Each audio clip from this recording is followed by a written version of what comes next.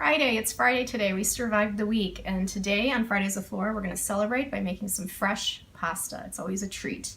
I'm going to show you how easy it is to make. We're going to make tagliatelle. Taglia means to cut. So we're going to be using an old-fashioned Atlas pasta maker that my mom still uses, all my aunts in Italy use, and my nonna used. So we're going to go a little old school, and then we're going to cut the tagliatelle by hand, which is traditionally how you do it. So join me in the kitchen. We'll have some fun with some eggs and flour, and we'll get messy. Kitchen. So today, like I said, we're going to be making tagliatelle, and really this is a basic egg-based pasta. So you start with 4 eggs, and these eggs have been sitting at room temperature for about an hour. You kind of want to get the chill out. The dough just comes together better if it is at room temperature. So I'm going to give this a slight whip with the paddle. I also have a kneading hook. I'm working with my KitchenAid. So I have a kneading hook nearby as well. And we're going to switch.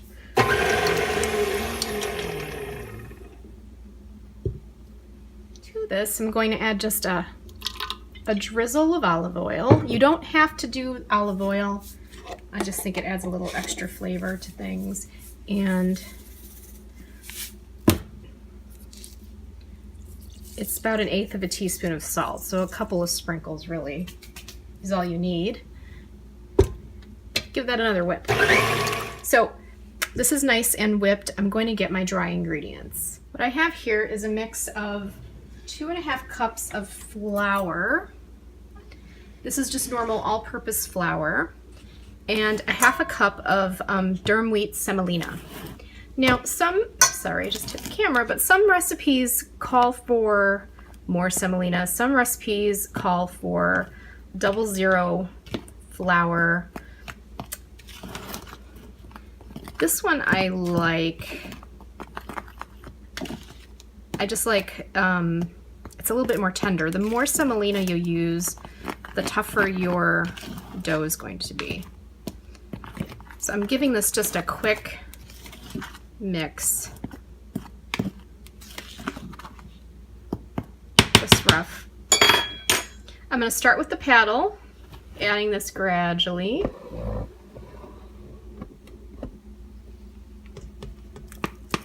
And move to the kneading hook about halfway through. And start really slow.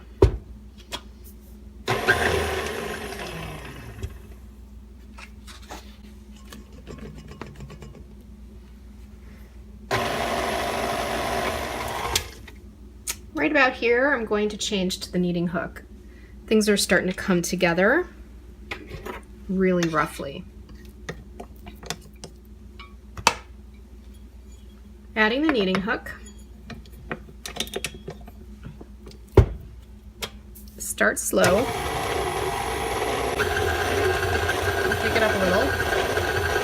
And then when you add more flour, which I'm going to do right now,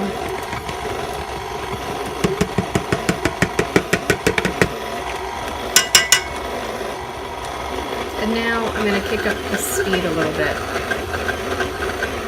Halfway through with the kneading hook, I get a little water. Depending on how dry your kitchen is, what part of the country you're in, you might not need any water at all. I'm going to put a couple tablespoons and just eyeball it. You want enough liquid where things start coming together. I also like to midway through scrape the sides.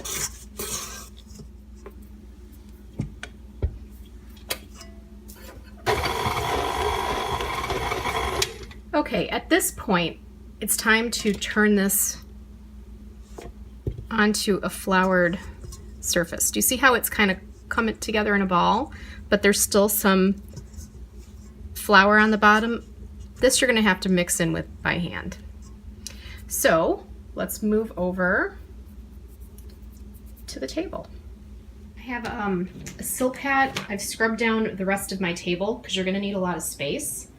I'm going to bring the flour over here, and I have a lot of lint-free flour sack towels that you're also going to need to lay strips of dough down. Just floured everything.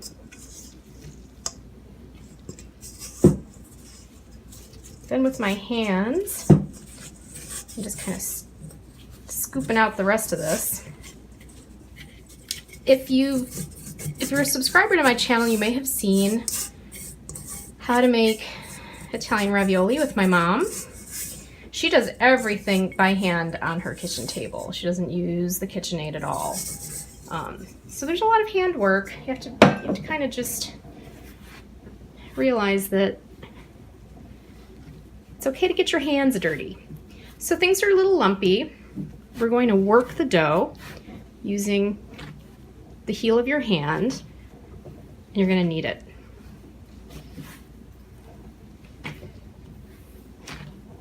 And you're going to keep kneading it until it's smooth and it's just got a slight tack to it.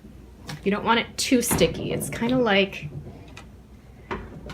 sorry, my table moved. You don't want it too sticky. In fact, this is a hair sticky. You know, if you use too much water to bring everything together,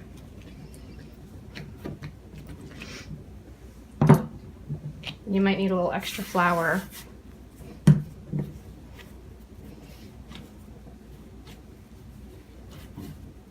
Kind of punch the dough. And what you're doing here is you're combining everything, but you're also working the gluten.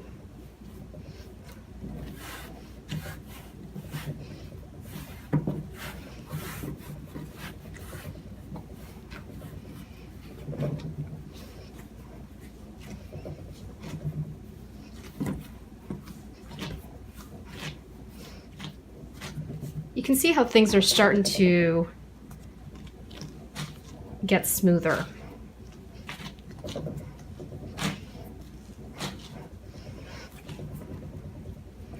And there's just a slight tack to it.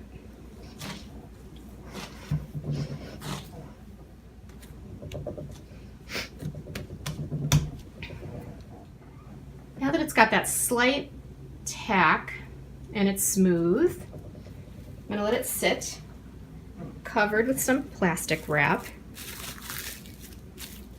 I'm going to time that for 10 minutes. What we're doing is we're letting the gluten relax a little bit. Otherwise, we're going to have tough dough. So while my dough has been resting, I've set up my Atlas pasta machine. It's one of these old-fashioned crank ones where you move the rollers 1, 2, 3, 4, 5, 6, and it puts the rollers tighter and tighter, and you roll. Clamped it on the table. I floured the surface around it, and I'm going to cut my dough that's been resting. I'm going to take it into quarters. So I'm going to cut the first quarter out, like so, and then I'm going to keep the rest of it wrapped so it doesn't dry out.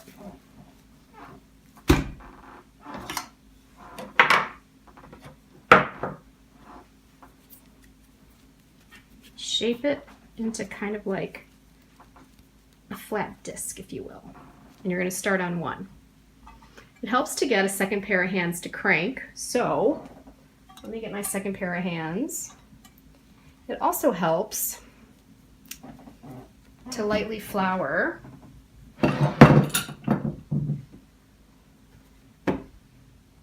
your dough as well. Okay, we're on one. Start on one.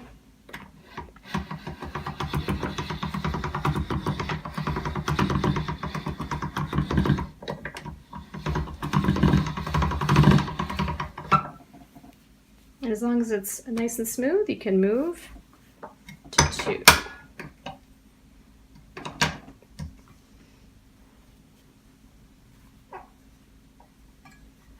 Go ahead.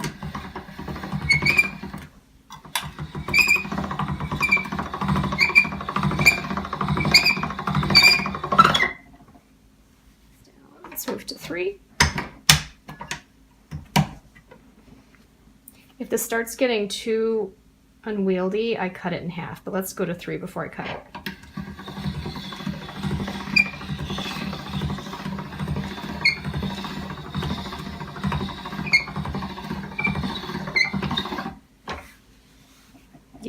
point, I'm going to cut it in half. Go to 4. Generally speaking, you want to go to about 5 for most pastas. Okay, let's go.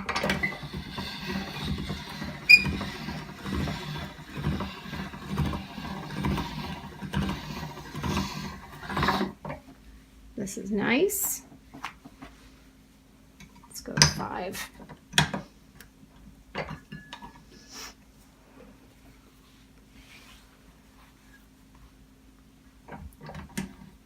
Okay, go.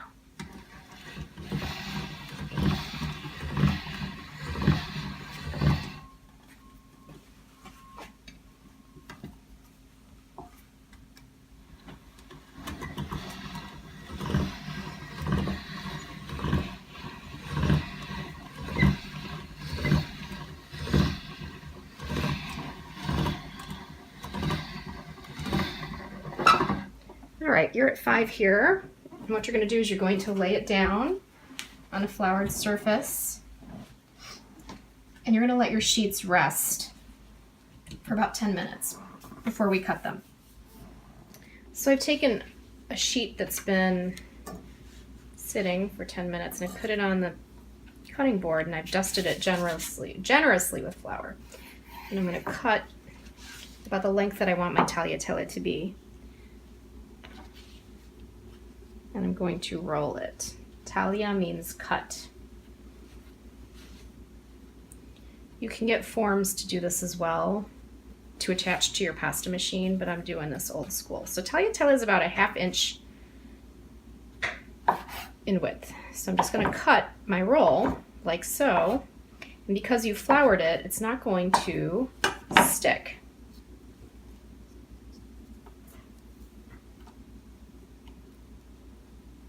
These are a little short, but you get the idea.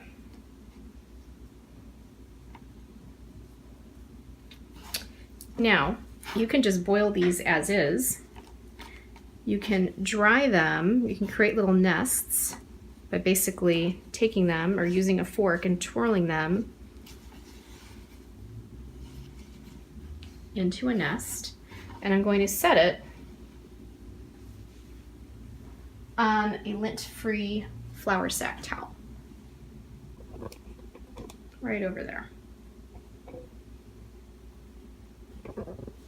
And I'm going to, after letting them sit for a few minutes, I'm going to freeze them in a Ziploc bag. So I'm going to continue with all my dough.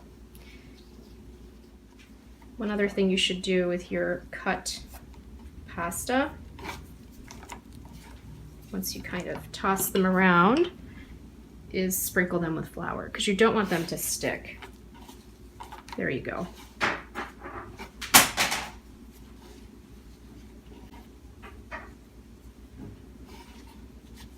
Twist them into a nest.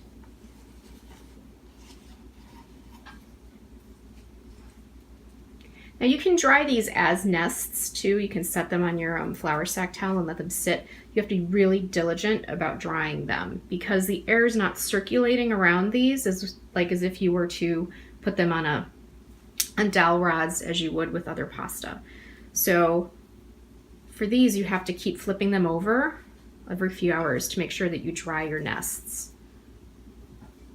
I suppose you can try drying them on perhaps a cooling rack or something where the air can kind of circulate from the bottom. You could try that as well.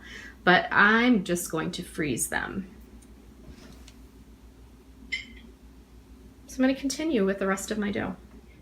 So for the tagliatelle I'm cooking up tonight, I've set on my cooling rack just so they can dry up a little bit. I'm going to be cooking them in a few hours. And then let's walk over to the table. You know, these have been sitting and now they've been kind of drying out just lightly, but I'm kind of measuring them in 1/2 pound bags. So this way when I pull them out of the freezer, I kind of know how much I'm going to be making. That's it. You just kind of take them out and boil them. You can cook them from here, which I'll make some tonight, and then you can also just throw them in a pot of water when they're frozen. Just give them an extra couple more minutes. So there you are, tagliatelle. Buon appetito, tutti quanti. Ciao. See you next week.